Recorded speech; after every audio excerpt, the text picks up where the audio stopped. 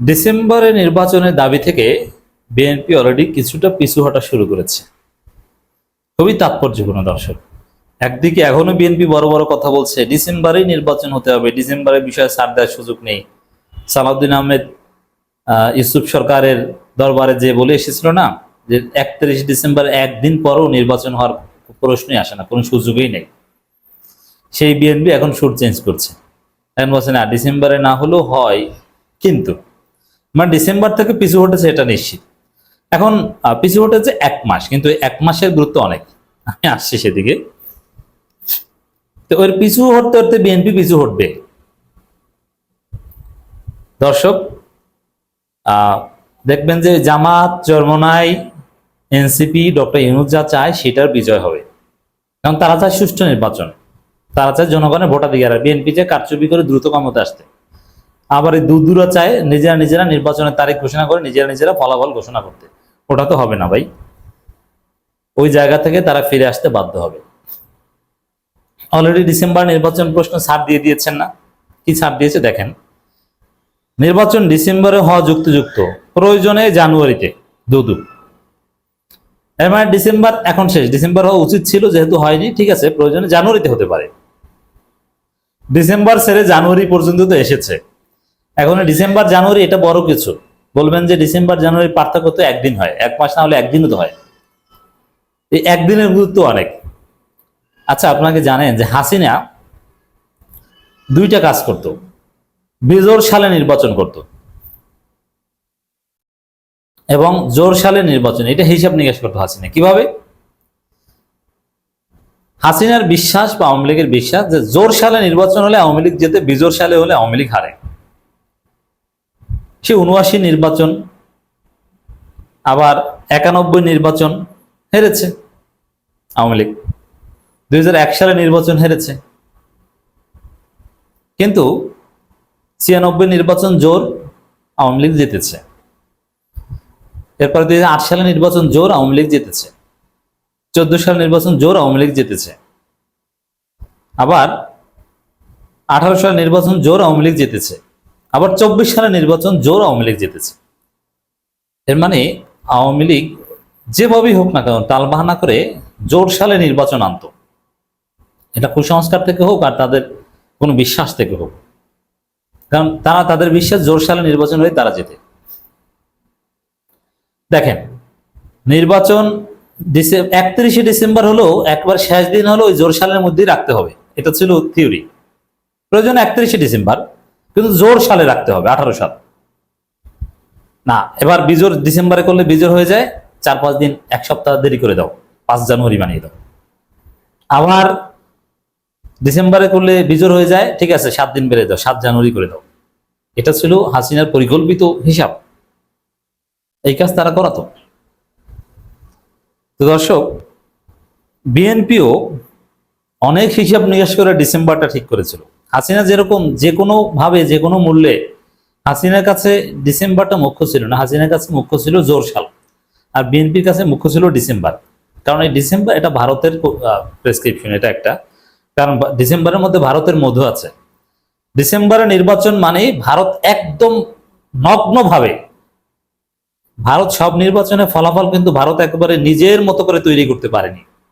2001 সাল নির্বাচন, 91 সাল নির্বাচন, এমনকি 96 নির্বাচনও কিন্তু ভারত একদম নিজের মতো করে তৈরি করতে পারেনি। কিন্তু 8 সালের যে 111 সরকারের হাত ধরে যে নির্বাচন, এটা একদম ভারত নিজের হাতে ফলাফল ঠিক করেছে।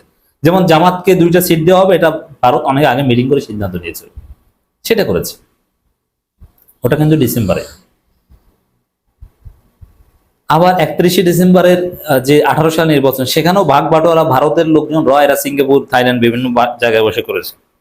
এখন ডিসেম্বরের মধ্যে আবার ভারতের মধু আছে, তারা নিজের মতো করে ফলাফল সাজাতে পারে ডিসেম্বরে হলে। ওইটা আবার ওই হাসিনা যেরকম জোর সালের বিশ্বাসী, এরা আবার ডিসেম্বরে বিশ্বাসী। এই জন্য ভারত ডিসেম্বরে ঠিক করে দিয়েছে বিএনপিকে যে ডিসেম্বরে বলো, তাহলে আমরা প্রভাব বিস্তার করতে পারবো, আর ডিসেম্বরের ইতিহাস ভারতের পূর্ণ নিয়ন্ত্রণের ইতিহাস, তোমাদেরকে 2/3 দিয়ে দিব, জামাতকে এই কটা দিয়ে দিব, ফলাফল আমরা যেভাবে করবো সেভাবে আমরা চেষ্টা করবো, তোমরা ডিসেম্বরে আদায় করো জাস্ট। ডিসেম্বরের রহস্য ছিল এইটা। তো সে ডিসেম্বর থেকে জানুয়ারি যাওয়া মানে এই ভারতের এই খায়েশ, ভারত বিএনপির এই খায়েশ শেষ হওয়া, এটা একটা বড় পিছু হটা। একদিনের ব্যবধানও যদি হয় যে 31শে ডিসেম্বর না 1 জানুয়ারি, তাতেও এই ভারতের এই মনস্তাত্ত্বিক এই বিষয়টা ধরা খাওয়ার একটা বিষয়। আবার আরেকটা বড় বিষয় আছে এখানে, জেনজি ভোটার। জানুয়ারিতে প্রচুর বিপুল সংখ্যক নতুন প্রজন্মের ভোটার হবে, নতুন ভোটার, তারা ফলাফল নির্ধারণে মূল ভূমিকা পালন করবে। বিএনপি চেয়েছিল ওই নতুন ভোটার হওয়ার আগেই, যেহেতু নতুন ভোটার এরা কেউই বিএনপিকে ভোট দিবে না, অতএব এরা ভোটার হওয়ার আগেই নির্বাচনটা হয়ে যাবে। কিন্তু না, জানুয়ারিতে তো এরা ভোটার হয়ে যাবে। এখন তো বিএনপি জানুয়ারিকে মেনে নিচ্ছে, বলছে যে না জানুয়ারিতেও হতে পারে প্রয়োজনে। এটা বড় ছাড় দেওয়া না, বাধ্য হচ্ছে, কিছু করার নেই। সামনে এভাবে ধীরে ধীরে ধীরে ধীরে তারা হারবে, পরাজিত হবে, সব হবে। বিএনপির কোনো কথাই কাজ হবে না, কোনো কথা টিকবে না। এক দফা হাসিনার পতন ঘটাবো, এই করবো সেই করবো, সে 2014 সাল থেকে বলে আসছিল না? কিছু হয়েছে? 13 সাল থেকে বলে আসে, কোনো কিছু হয়েছে? হয়নি। তো এখনো ওইরকম 5 আগস্টের পর থেকে কিন্তু নানান কথায় বিএনপি বলে আছে, এটা সেটা, কোনো কিছুই হচ্ছে না। যেটা হচ্ছে সেটা তাদের গলার কাটা। যেমন বিএনপি বলছে যে হাসিনা সংবিধান থাকবে, মুজিবের সংবিধান, ভারতের সংবিধান, এটা বাতিল করা যাবে না। আছে, এটা বিএনপি গলার কাটা। এতে বিএনপি আরো গালি খাচ্ছে এটা থাকার কারণে। বলছে যে না চুপ্পু থাকবে। তো চুপ্পুকে বিএনপি চুপ্পুকে কেন রেখে দিয়েছিল? চুপ্পুকে রেখে দিয়েছিল যাতে দ্রুত নির্বাচন হয়। কিন্তু চুপ্পু আছে, দ্রুত নির্বাচন হচ্ছে না, আবার বিএনপি গালিও খাচ্ছে যে বিএনপি আব্বা হচ্ছে চুপ্পু। তো বিএনপি বলায় যেটা থেকেছে, বিএনপির কথায় যেটা হয়েছে, ওটা বিএনপির জন্য আরো বেশি কষ্টের। ওটা বিএনপির জন্য গলার কাটা, ওটা বিএনপির জন্য ভালো না।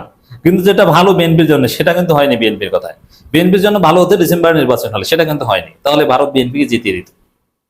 হিসাব ক্লিয়ার? এইভাবেই বেকায়দায় আছে।